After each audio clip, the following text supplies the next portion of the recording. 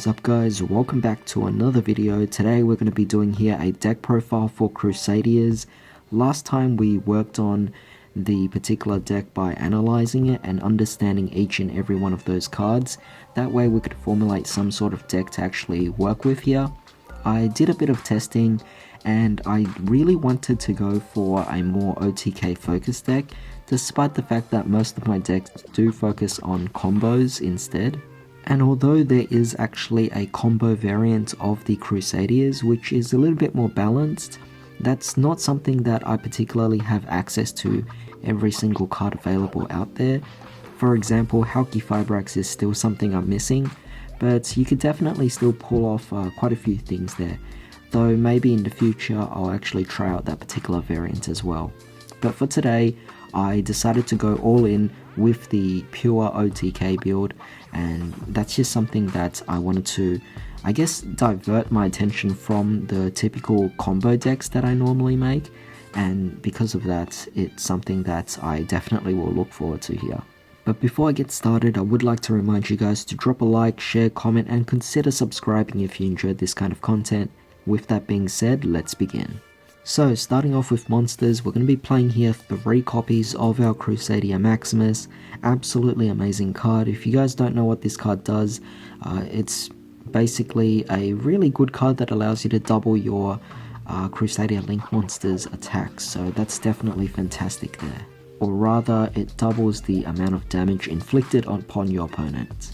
Next up, we're playing here 3 copies of Draco. Keep in mind that all of these Crusadia monsters can easily just special summon themselves out onto an open zone that a Link monster points to, so they're incredibly easy to summon, and they all have their own unique effects as well. So the ratios might vary depending on what you prefer, but it's somewhat reasonable regardless of what you go for.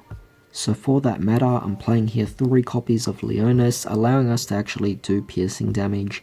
We're also going to be playing here 3 copies of the Arborea as well, also a card I feel is crucial at 3 copies, but you are mostly maining 3 copies of everything here.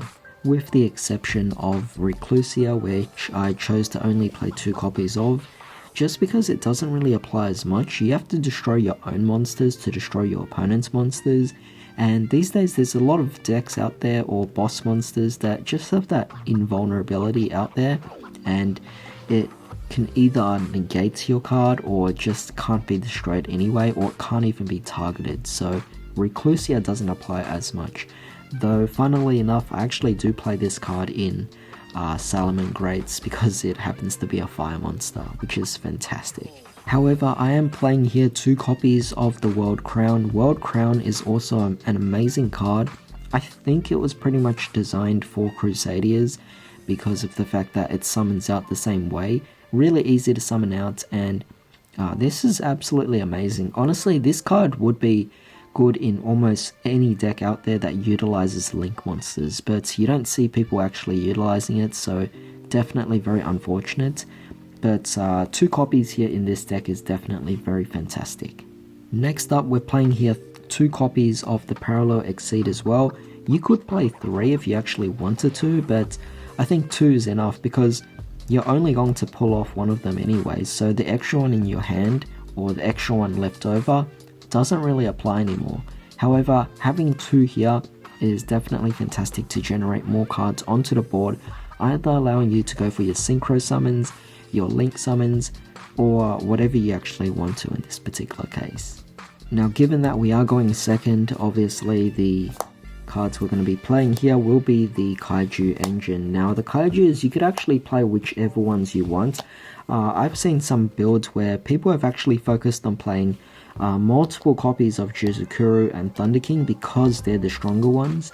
So what you essentially do is, because they're so strong, you're just going to gain the attack anyway using the Equimax. So it's definitely fantastic, but since you're only allowed 1 of each anyway on the board overall, I figured I wanted to go for different ones and just maximize the gain with the Equimax, because you could potentially get as much as you can out of it. Now, as for spells, we're going to be playing here the 1 copy of Revival. Now, I did say that this card was really nice and that it could potentially be played at 2 copies as well. Right now I figure one copy is more than enough to get the job done. Otherwise we could always use other methods to win anyway. And that goes without saying that we're playing here 2 copies of Crusadia Power, a really nice card allowing you to protect your cards, which is fantastic of course. And I'm going to be playing here 2 copies of Testament. It's kind of like the extra draw power that we could potentially go for, and to get pluses is just something that is truly significant. Since we're playing a bunch of kaijus, we may as well also play 3 copies here of the Kaiju Slumber. It's kind of like the Dark Hole, the Raigeki, but without actually playing those cards, you get the additional bonus of being able to summon out some kaijus as well. So because of that, you're definitely doing a really nice job of disrupting the opponents. Plus, this card can be banished anyway to search out more kaijus when needed. Given that we are playing a second turn deck, this is obviously going to cause a lot of issues. If the opponent has the opportunity to set up back row, that is definitely going to hurt. So we're going to be playing a bunch of back row hate here. Cosmic Cyclones and the Harpy's Feather Duster, all really amazing to just get rid of anything that might cause some issues for your own cards. And of course, to get rid of their monsters, we have the kaijus. And finally, for a bit of more generic stuff, we're going to be playing here the Caught by the Grave, Monster Reborn, the Succession, great card for this deck because you obviously want the cards exactly underneath the Equimax. We're also playing here an Instant Fusion, and I'm playing the Upstart Goblin just to make it a 39 card deck. So on with the extra deck, we're going to be playing here our 2 copies of the Equimax, definitely a really amazing card obviously. It is the main way to win. If you're unable to pull off the first one, then you could always go for the second one, and there's no need for you to go into any more copies than the 2 here. So it definitely does the job. But we're also going to be playing here the 2 copies of Regilex because it's again one of those cards that allows you to search out your spells and traps. And we also have here the Magius, which would search out the Crusadia monsters. We're also going to be playing here the 1 copy of Sparta, not the card that really comes up. In fact, it rarely comes up, and it's more so the other 3 that we focus on, but I'm putting her at least at 1 copy just in case something actually occurs. Next up, for a bit of variety here, we're going to be playing here a Phoenix, a Unicorn, and also an Imp Masquerina. Great ways to climb up and just do a bit of disruptions if needed. I'm also going to be playing here the Mekk-Knight Crusadia Avramax. Yes, this is actually a Crusadia card, so you could actually use Testament to draw cards out of it, and since this is a Link 4, you're going to be drawing 4 cards off of Testament.